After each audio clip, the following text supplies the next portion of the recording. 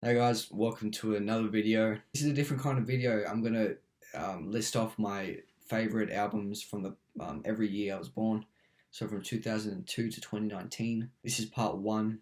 So I'm gonna go from 2002 to 2010. Quick warning before we start this is that I haven't listened to every single album that has come out of the past 17 years.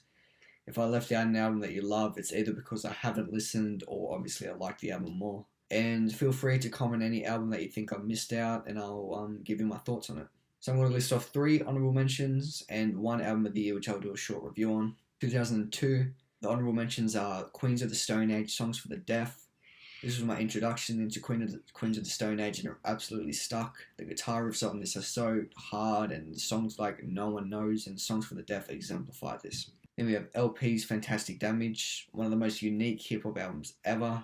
The production is so in your face and loud that it can be overbearing at some points, but it mostly works.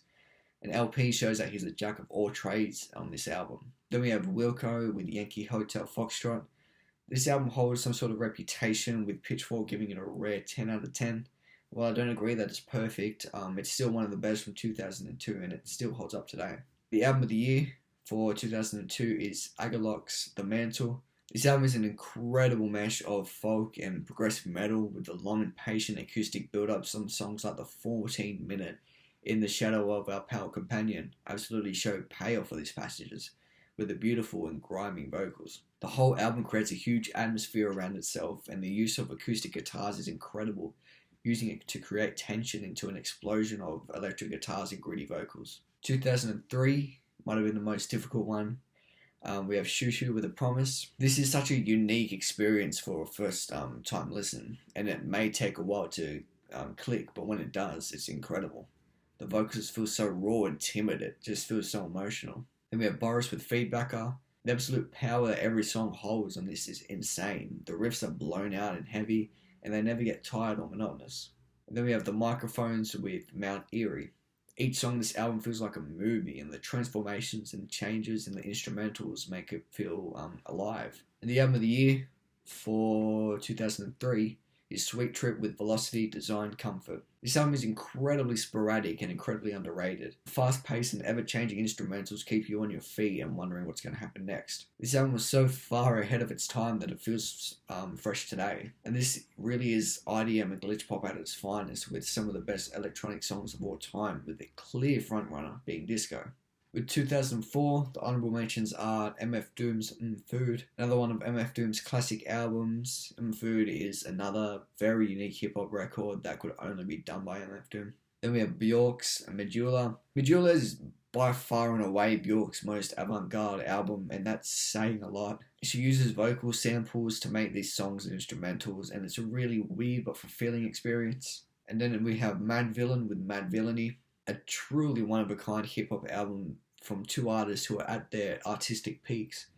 MF Doom, with his incredible technical ability, and Madlib's unique production, culminate into one of hip-hop's best ever album. The album of the year for 2004 is Shibu Sashiratsu with Shibaboshi. This is a criminally underrated jazz fusion album. The amount of chemistry between the bands shown throughout the record is incredible. Some of the songs go from a free jazz passage to an enormous orchestra-like explosion and back to free jazz. The way they weave different styles of jazz between songs is mind-blowing, and I really do recommend checking this out if you haven't. 2005, the honorable mentions are Boris with Pink. This may be Boris's most accessible and popular albums, and for good reason. It's just 11 straightforward and incredible hard rock songs. And Farewell, the intro, is an enigma on the track list, with it being mostly drone, but it's incredibly otherworldly. Then we have Kanye West with Late Registration. Kanye's beautiful production is at an all-time high with this, and it has some of his best songs like Roses, which still hits home today. And the last honorable mention is Coil with the Ape of Naples. This is a staple in industrial music, and it's not really hard to see why. The instrumentals are so dark and hypnotizing that you just can't keep your eyes away from it. And the album of the year for 2005 is Sufjan Stevens, Illinois. Sufjan Stevens' absolute magnum opus really is a staple in all the music. The instrumentals are so grand and beautifully mixed. And his writing is incredible on songs like John Wayne Gacy Jr., Chicago, and Casimir Pulaski Day. And the album is also really, really easy to listen to. Everything is put so well together, and it flows really nicely throughout. Personally, I really love the sound of this album, and his voice fits it so perfectly. 2006, we have the honorable mentions Jay Dilla with Donuts. The late great producer creates an incredible magnum opus, and the swan song with a maestro production and sampling. Then Tim Hecker's Harmony and Ultraviolet, some beautiful drone music that verges on ambient with its beautiful synths and slight changes in melody or chords being the album's strong points. This is one of Tim Hecker's best albums, which is actually saying a lot. And our last honourable mention, which is hard to put in honourable mentions, is Natural Snow Buildings with Dance of the Moon and the Sun. You know a year is great when an album this insane is an honourable mention. This album has some of the best drone music you'll ever hear, and it's so mind-bending and hypnotising, and even the longer passages, it always demands your attention. And the album of the year for 2006 is Joanna Newsom with Is. I could probably talk about this album for hours on end and barely scratch the surface of Joanna's incredible writing. This is the reason why I call Joanna Newsom the best songwriter of all time. And even the instrumentals behind her are incredibly beautiful and meticulously put together. Her harp playing is incredible and the violins behind her are used so perfectly. And tracks like Emily and Only Skin are among the greatest songs ever written. Number 2007, the honourable mentions are Burial with Untrue. This album has some really calming and focused future garage music, and Archangel is one of the best electronic songs ever made, and the vocal sample used in it is just perfect. And I'm going to get killed for this one. We got Radiohead in Rainbows as an honourable mention.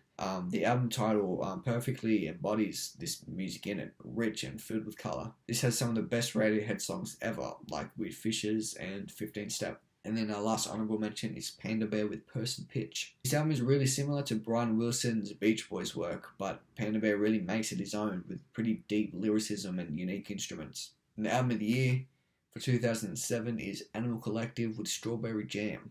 And this is another album from this year that's rich with colour, but it manages to take it up a notch with incredibly unique production and the vocals that perfectly match it. The album thrives when the songs become larger than life, like on the song For Reverend Green, where the seemingly simple melody creeps up on you and the vocals become more intense and it feels like it could fill a stadium. It's an incredible album that I highly recommend checking out, and probably my personal favourite Animal Collective album. 2008, the honourable mentions are Grouper, Dragging a Dead Deer Up a Hill. This album is incredibly gorgeous, and the way she uses her vocals as an instrument is truly beautiful and never gets old. Then we have Portishead with Third. Portishead is a legendary trip-hop group, and this album really reaches some of those highs on their debut. And the last honourable mention for 2008 is DJ Sprinkles with a Midtown 120 Blues. This album is incredibly hard to find, but it's really worth checking out.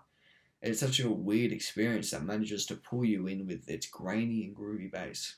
And the album of the year for 2008 is Have a Nice Life with Death Consciousness. This album is an absolute emotional masterpiece, and it's one of, if not the best shoegaze and post-punk albums ever. The lyrics are dark and nihilistic, and the vocals match this by being quite distant and sometimes inaudible. The instrumentals are insane on this, with overbearing guitar riffs and even some drone passages leading the way. The lo-fi nature of this album brings a sincerity to it and makes everything feel more genuine. This is a really, really special album. The last year for this video is 2009. Probably had a pretty weak year, but the honourable mentions are Lady Gaga with Fame Monster.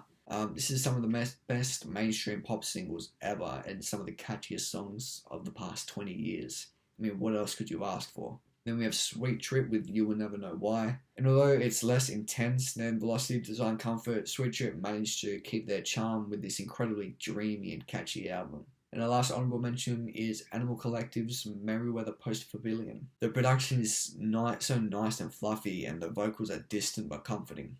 It's a really nice feel-good album. And the album of the year for 2009 is Natural Snow Buildings with Daughter of Darkness. It's another long-ass album in this band's discography, and it's another masterpiece. And although it's not as consistent as Dance of the Moon and the Sun, it still has some mind-blowing highs, like the haunting and atmospheric Satanic Demonica Parts 1 and 2, and Her Face Is Not a Real Face. It's not very often that I can listen to an album that's 7 hours long, and get deeply immersed in it every time I hear it. And this album does exactly that. And that's it for part 1.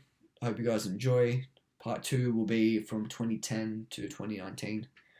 And yeah, don't forget to like and subscribe, and see ya.